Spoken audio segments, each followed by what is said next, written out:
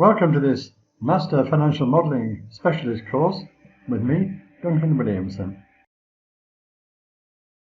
The Master Financial Modelling Specialist course uses advanced Excel and it builds on your existing financial modelling skills. It's based on industry best practice as it introduces and develops aspects of financial modelling for anyone seeking to build more flexible and standardised models and better financial data. We're going to deliver the program using a practical and interactive approach, even though we're online, using case studies and worked examples. And in the middle of all that, we demonstrate how and why each technique is used. And the emphasis really is placed on you, the delegate, gaining practical hands-on experience of the design and construction of financial models in Excel. You'll have comprehensive notes, all the PowerPoint slides, together with delegates and trainers' Excel and Power BI modelling outcomes. It's best if you have a good working knowledge of Microsoft Excel at the start of the course. You don't need to be an advanced user. Just be aware of and confident in the use of basic Excel. You should be in possession of a laptop loaded with Microsoft 365 or Excel 2016, together with Power BI Desktop. You'll also need to ensure that Power Query and Power Pivot are fully operational. In terms of course contents, there are 10 modules: modelling and model planning, model structure and modelling best practice, forecasting elements, financial ratio analysis, modelling debt and working capital, cost of capital and capital investment appraisal, budget variance analysis, Monte Carlo simulation, management reporting and model review, and the final preparation of and presentation of delegates' personal financial model.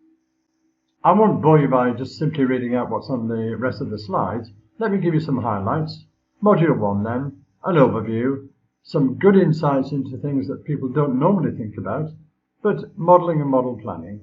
Similarly with Module 2, it talks about the required Excel framework, some ideas of templates, design method, transparency, flexibility, presentation.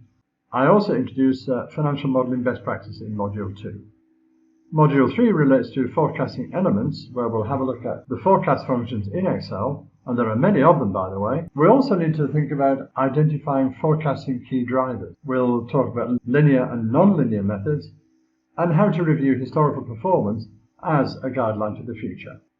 Financial ratio analysis, concentrating on the three main statements, of course: income statement, balance sheet, cash flow statement, and the fundamental ratios, history, modelling templates, and model self-checks. We'll have a look at modelling debt, principal repayment and interest schedules with real live debt information for real live companies, together with working capital modelling. In Module 6, where we concern ourselves with cost of capital and capital investment appraisal, we'll be having a look at the capital asset pricing model.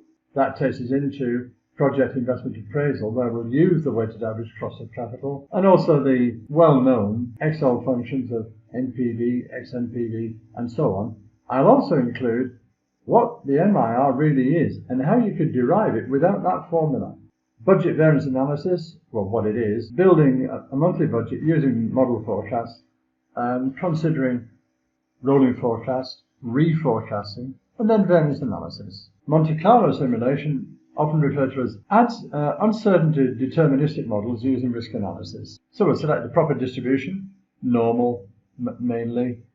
We'll fit the distribution to the data, and we'll perform a Monte Carlo simulation and consider fine-tuned simulation settings. Management reporting and model review, reporting, presentation, review of the model. We'll have a look at building financial models using modular content management system, as well as security and protection. Module 10 is where you will present the model you have built of your own situation by yourselves for yourself. You can't get the certificate for this course without presenting your final model. That's it then. That's the course, the overview, and some detail on the content.